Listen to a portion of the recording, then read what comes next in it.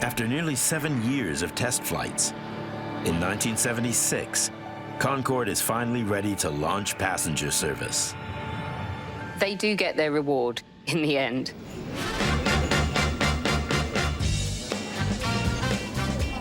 And supersonic transport for fare-paying passengers had finally arrived. There are no other civilian aircraft like Concorde. It's just a stunning machine. We're sitting up here now. It's 11 miles high, 55,000 feet. We're traveling at 1,350 miles an hour. Flying faster and higher than any plane before.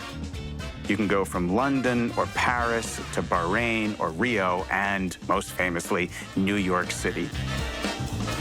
Concorde cuts regular flight times by more than half. The results stun the public. An 8-hour flight to New York now takes just 3.5 hours. Concorde even outruns Eastern Standard Time's 5-hour time difference. By my stopwatch, that was only 3 hours, 38 minutes from breaks off at Heathrow to touchdown. Fly from London to New York and arrive before you've left. That was unbelievably exciting. Their success has delighted British Airways and confounded the skeptics. Concorde breaks countless airliner speed records and does it all in style. There's no economy cabin. It's all just first class. So the food is amazing, the service is amazing, the seats are super comfortable. Everything is just pure luxury. Concorde makes me really jealous. I'm very jealous of people that got to fly on Concorde. It's the most tremendous and very exciting experience.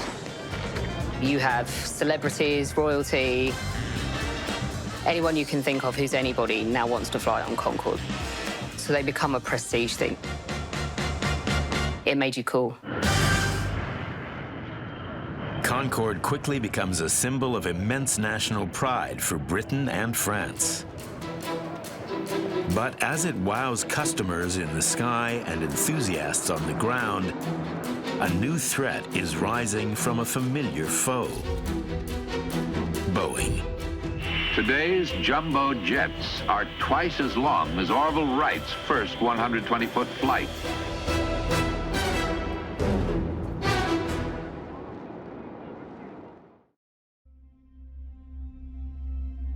Unfortunately, the introduction of Concorde coincided with the queen of the skies, the mighty 747.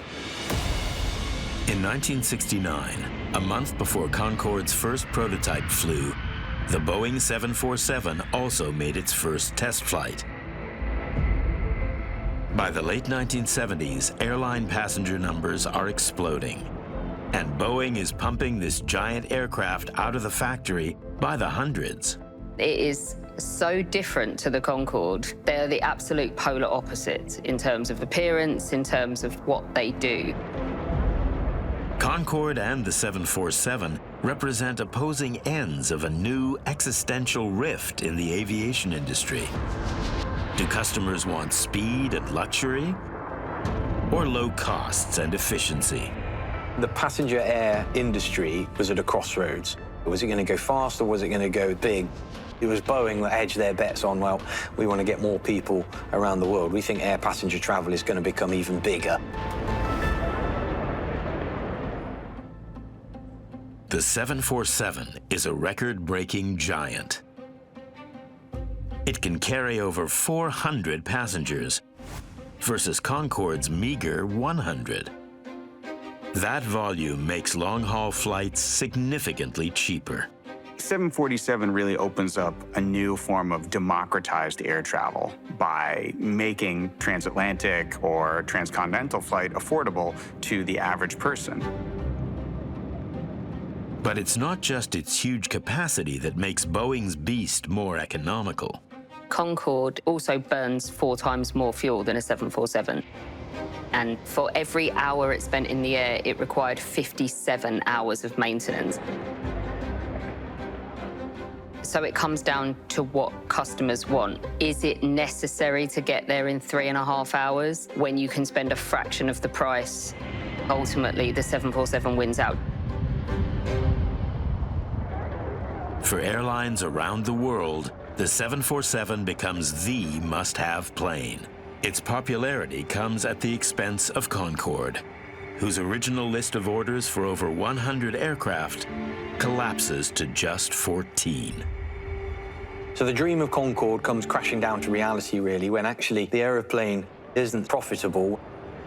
Even though it has just started flying passengers, the long-term future of this state-of-the-art aircraft is already in doubt.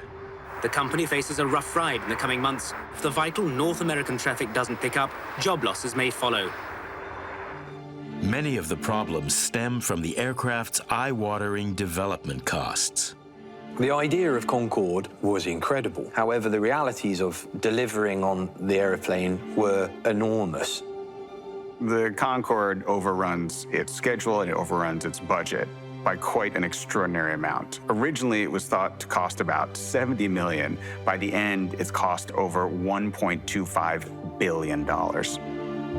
By the early 1980s, it's clear the British and French governments aren't going to recoup any of their billion-dollar investment. Concorde has been a catastrophic financial failure. The British government was so desperate to be done with Concorde that they literally sold the entire project to British Airways, who managed to get all of the British government's interest in Concorde for $16.5 million. And then, to add insult to injury, the contract also included getting 2 Concordes that the government still owned for £1 each. The British Airways chairman, Lord King, was satisfied, along with more than 1 million small investors. With Concorde fully in their control, British Airways hatch an audacious plan to fight back against low-cost air travel. Despite being virtually worthless on paper, they realize Concorde still has a priceless value. It's exciting.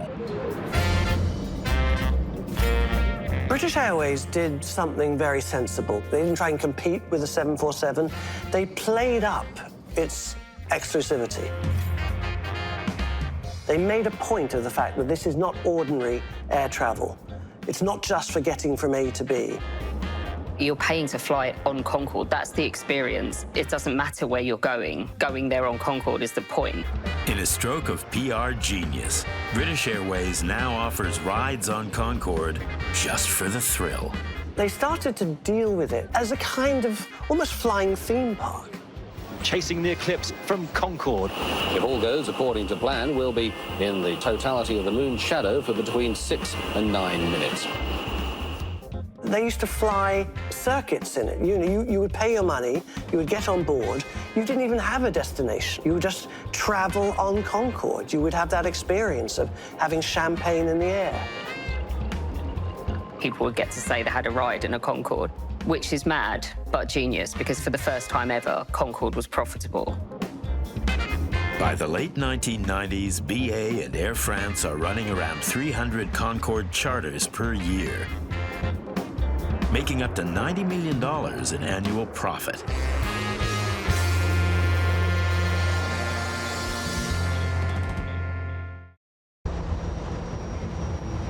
On July 25th, 2000, one of these charter flights is set to depart Paris, carrying a group of German tourists to New York.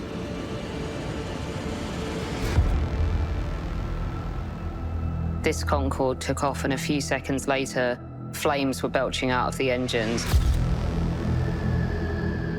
Moments later, the plane hit the ground near the village of Gonesse, killing 109 passengers and crew on board and 4 people on the ground.